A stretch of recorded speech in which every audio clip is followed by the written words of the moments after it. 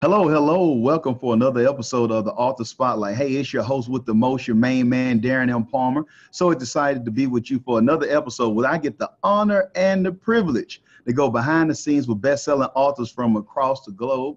I have a young lady by the name of Kimberly Mathis on today, a native of D-Town. I'm sorry, I ain't gonna do the D-Town boogie on y'all, but Dallas, Texas, a Tejas for those who need a little Spanish American history. Texas history. Kim is a newly published author of a memoir entitled Dope Girl.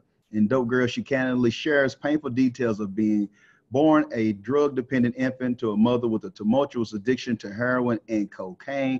More than that, she went to Skyline High School, also attended Texas A&M University of Commerce. I love that school. Now, I'm just going to share a little bit about Kimberly's bio. I'm sorry about that. I'm just saying Kim. But Kimberly's bio, and I want you to be able to share anything that I didn't share in your own words, Kimberly, because I don't want to. Kim is fine. You can call me Kim. That's fine. Okay, all right then. That'll work. That'll work, Kim. But welcome to the show, and if filling any of the gaps of what I might have left out in your bio. Okay. Well, like you said, I'm a graduate of Texas A&M University of Commerce with a bachelor's of business administration. I worked briefly after college for EDS, Electronic Data Systems in Plano, Texas, as a assistant marketing director. And then I went on to pursue my entrepreneurial passions, and I became a co-owner of Wings to Go, a hot wings franchise. And now I focus primarily on writing, and I'm an income tax professional. I've been registered with the Internal Revenue Service for the last 13 years and currently pursuing a Master of Fine Arts in Creative Writing. I love it. I love it. I love it. This episode is going to be good because I already know some people. I can hear it out. I can hear you thinking, so to speak. How in the world is this woman right? I can't get a paragraph down. How in the world is she getting this content done and being an author along with the other things that she's doing in the entrepreneurial field? So with that being said, Dope Girl, share with us, why did you write Dope Girl as your first book? And just give us the details on that. Okay, so I wrote Dope Girl because it is a subject matter that was very personal to me. As you stated in my bio, I was born a drug-dependent infant to a mother with a tumultuous heroin and cocaine addiction. So with that being said, I lived a lifetime of pain, which was impacted by drugs and the devastation that came from that. And so I wanted to write this book not only to express my creativity, but mostly to bring awareness to a subject matter that sometimes eludes our sympathy because we characterize people that are addicts as other, and we place barriers in front of them that make reacclimation back into society quite difficult. So with that being said, I also wanted to shine a particular light on treating drug addiction for the mental illness that it is, rather than treating it, criminalizing drug use and just throwing people in jail for it without the proper treatment. But it is in itself a form of mental illness that we needed to focus on and shine some light on, and not criminalize people for being sick. I love that. I love that. There's so many people that's criminalized for that. And like you said, serving times where they're getting worse in the penal system, where they're not getting the actual help that they need to be, a responsible citizen or whatnot by overcoming that. So I appreciate you sharing that, because I know some were thinking, well, she does taxes. She did that. She could have did a tax book. She could have did that. That's why I'm glad that you was able to answer that for us. But now, it's important for me to also let you know that one of the reasons why I wrote this book too is because so many times when we think about drug addiction, we focus on the addict themselves. Very rarely do we discuss or talk about how the addiction impacts the family, because we're in jail as well, a prison without bars. And so what is frustrating about that is that we're sort of kicked to the curb and left behind. But I wanted to tell this story from a child's perspective, also being a child who was witnessing a parent fight an addiction and have an internal battle with herself that I couldn't necessarily do anything about, because children are also the silent victims in addiction, and very rarely do they get talked about or even treated, for that matter, because we focus on the addict themselves. So I also wanted to tell the story from a child's perspective. That's brilliant, because like you said, the child or the children or other family members are left out of the equation altogether. Like you said, we can get so caught up looking at the individual who's struggling with the addiction or with the illness that nobody thinks about the child. And so for those who are listening to this, I know I have a background dealing with this just personally, but nobody knows the struggles. And I watched some of my peers go through that, that someone's mother, everybody know who riding the bus that she just had sex with somebody for some money, or somebody daddy who's on drugs, but they just caught him because he was stealing some copper or something. He was stealing something, and what that does to a kid, having to hear that, deal with people that they love. Now it's not like it's somebody who they don't care about, that they want the best for. Like, this is somebody that's still my mama, that's still my daddy. And see, parents are those, a mother is somebody who gives you life, whose ultimate responsibility it is to nurture, to care, and to shield you from the reality, the harshness of what life can offer. But what do you do when you have to live with somebody else's choices, and that person is that person who gave you life, but yet you have to watch them literally take their own? So it's a tough dynamic to live with. And what I do know, though, is that my mom's choices was telling me everything that I didn't want to be. So I became vehemently focused on education and diving into extracurricular activities and just making sure that I was hell-bent on breaking the cycle of addiction in my family. Because my mom was not the only person who was an addict. Addiction was becoming a familial epidemic in my family. And so it was one of those things, was who was not doing drugs more so than those that were not. So because it was a familial epidemic, I wanted to make sure that I was, breaking the cycle. Yeah, thank you for sharing that. And I just want to go a little bit deeper with this, because you say that you want to do a book, but I'm sure that you heard it, especially since you're an author now. So many people, girl, I need to write a book too. It's gonna come out, but never see a book come into fruition. So share that with our audience, the mental fortitude. What made you believe that you could write a book when so many had failed at the task? Right. Well, that's a really good question. And just a little bit biased is that I love to write, and writing and literature has always been one of my passions. However, I will say that regardless to your skill level or the mental fortitude that it takes to sustain such a daunting task,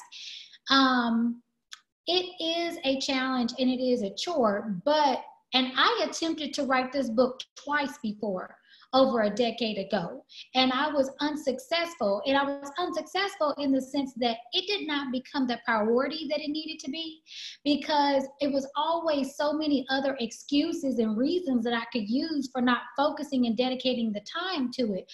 But once it became a story that I knew so many people could benefit from and needed to hear, I started to refocus my goals to allotting a little bit of time every day to making sure that this goal was coming to fruition. So yes, it is a daunting task, but it has to be just as important as anything else in your life in order for it to come to fruition.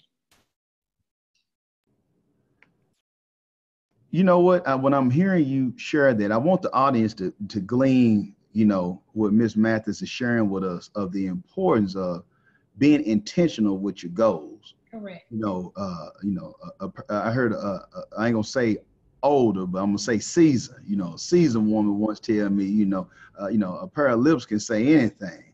The thing is if you're really gonna see something manifest or happen in your life, you have to be willing to be intentional and make it a priority. Correct. The priority is not well, I'm going to get around and, Right. I'm coming down your lane when I'm Right. going to try. Right. Trying is not going to get it. The Right. key is, did you do it or not? Did you do it or not? Did you put it? But see, did you do it or not plays to its level of importance in your life and how serious you are about getting the story done. Because like you said, how many times do we hear people say, oh girl, I'm gonna write a book, I'm gonna do this, I'm gonna do that. However, saying and doing are two very different things. So what I would encourage someone who really wants to write a book to do is literally carve out 30 minutes a day and be very intentional about writing. We can't use excuses like, oh, I got to go to my kid's soccer game and I was too tired. Despite how tired you are, like you said, it takes a certain amount of mental fortitude to continue to work in spite of.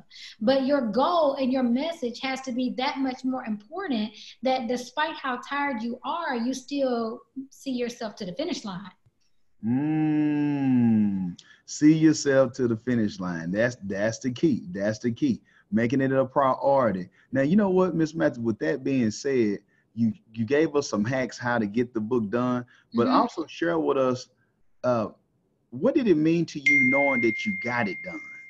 You know, knowing that, hey, Right. this idea, you know, just think about the odds that you've been able to overcome. And I know that, you know, you're an overcomer and all that, but it's one thing to write in school and, you know, I enjoy, you know, having journals and all of that right there. But what did it mean just saying like, wow, I am an author, you know, and also feedback from those who read the book and those who are around you, knowing that you are a published author. Right. So, I was so determined to write this book for several reasons. And one of them was because I know that how many of you know that everything that we go through is not just for us, right? But so that other people can heal from our scars and that we have stories and messages to tell that the world needs to hear, that somebody's healing or freedom might be lying in your silence. So when you're too busy worried about what not doing it or not doing it, you can't afford not to because somebody's waiting on you so that you can do it. And what I can really appreciate about finishing this task and writing this book is that there are so many people who have allowed to be free to walk in their truth, to do it afraid and be dope while doing it because they are so excited that they don't feel alone, that there is somebody else who doesn't look like you and who does look like you, who you would least expect have been through some of the challenges that I've been through, that you can now identify with and feel a sense of intimacy with because you have something in common. And so by writing this book, I cannot tell you the amount of people who have emailed me, texted me, called me, and sent me messages to say, thank you so much for sharing your truth and for being so transparent because it has helped me embrace my truth and the thing that makes me emotionally sick so that I can learn how to walk in freedom and help other people heal. I love that. I love that. And notice what Miss Mathis just shared towards the end. Helping others heal. I'm telling you, it's a double-edged sword.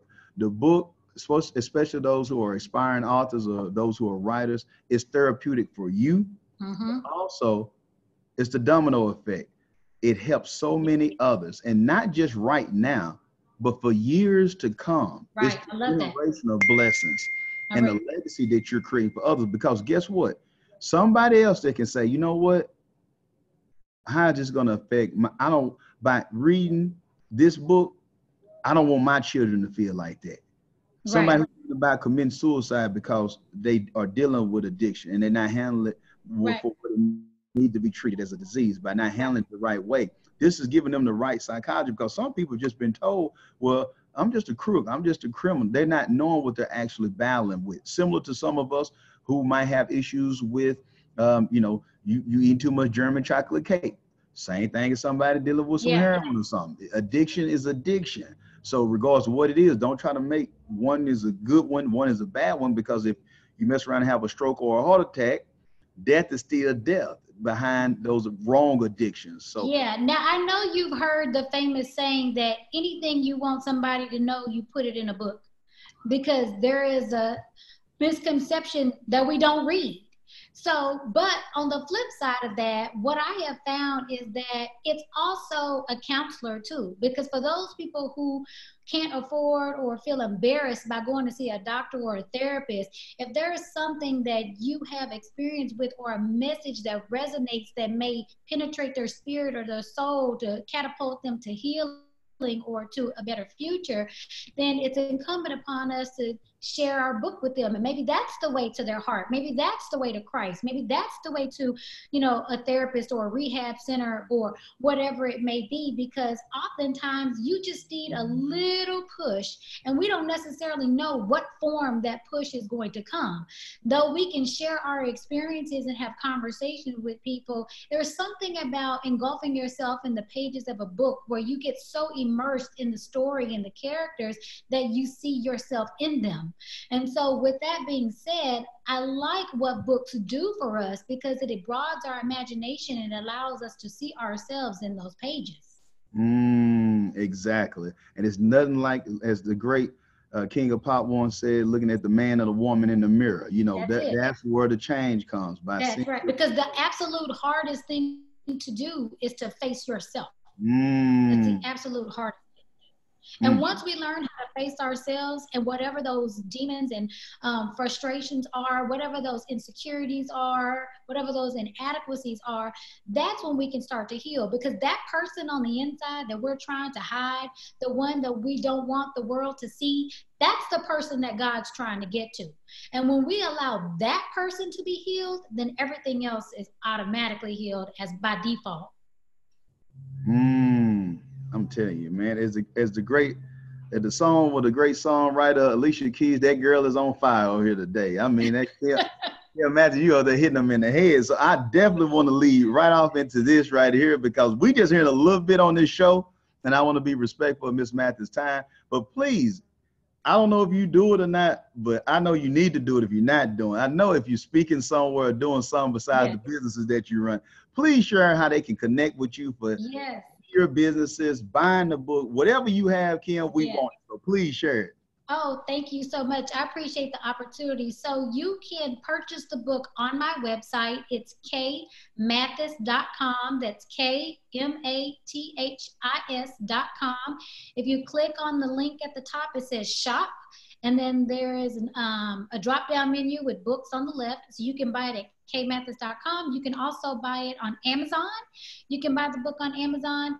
And you can follow me on social media at Kimberly Curlee Mathis. That's Curlee, Kimberly Curlee Mathis on Facebook. And you can also follow me on Instagram at Kimberly_D_Mathis.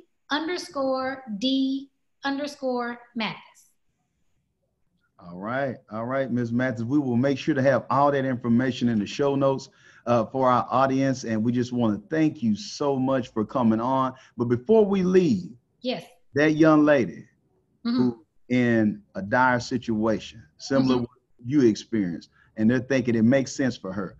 She's beautiful inside and out. She's brilliant. It makes sense for her to write a book. She's a business owner, but share with that person who's thinking, I want to share my story, but I'm not Michelle Obama and I'm not Kimberly Mathis. So share with them the reason and let them know that it's still important for them to share their story regardless of where they are in life. Right. Well, because we're all unique in our own way, and God calls us all to share our messages with different people in different ways. None of us are elite, and none of it, and tragedy has no respecter of persons. So regardless to where you are in life and what it is or what lack you may not have, you are still capable of writing a book. You don't have to have a college degree to write a book. You don't have to have some business license or professional license. If you are alive, you have a story, and it's something that can be shared. And there are other people who need to hear your voice, because like I said before, it serves as a therapeutic way of reaching people, and it resonates with us in such a way where we can be more personal when we allow our insecurities to be seen. See, people look at us on the outside and they think, oh, well, they have it all together, and oh, she doesn't have any problems. And that's one of the things that I've had to deal with as an NFL wife. It was my husband being a 10-year NFL veteran. People will look at me and say, oh, well, she's got it all together and they don't have anything. But despite whatever we have or what you may have assumed, all the money in the world can't buy happiness, and it can't buy someone else wanting better for themselves. So in spite of that, anybody can write a story, and you don't have to be Michelle Obama, an NFL wife, or a college graduate to do that. If you are breathing, you have a story to tell. And I will tell you, the only thing that you need to focus on doing is to really dedicate the time and carve out the time to doing it every day. If you only commit 30 minutes a day to writing in your goal, before you know it, you'll chip away at that giant and chip away at that giant and chip away. But I would rather you commit to the 30 minutes, just like we commit to anything else, where we make it a priority and not necessarily a secondary act, but it's something that becomes the act, the primary thing. I love it. I love it. Hey, for those who are listening, some of you fellas, you bought it up or whatnot. I know quite a bit of y'all. I know me included. And we can sit down and watch the game for a while. 30 minutes pass by on the game. You don't even know anything that happened or whatnot. If you're watching your favorite sitcom, 30 minutes go by, you're on to something else.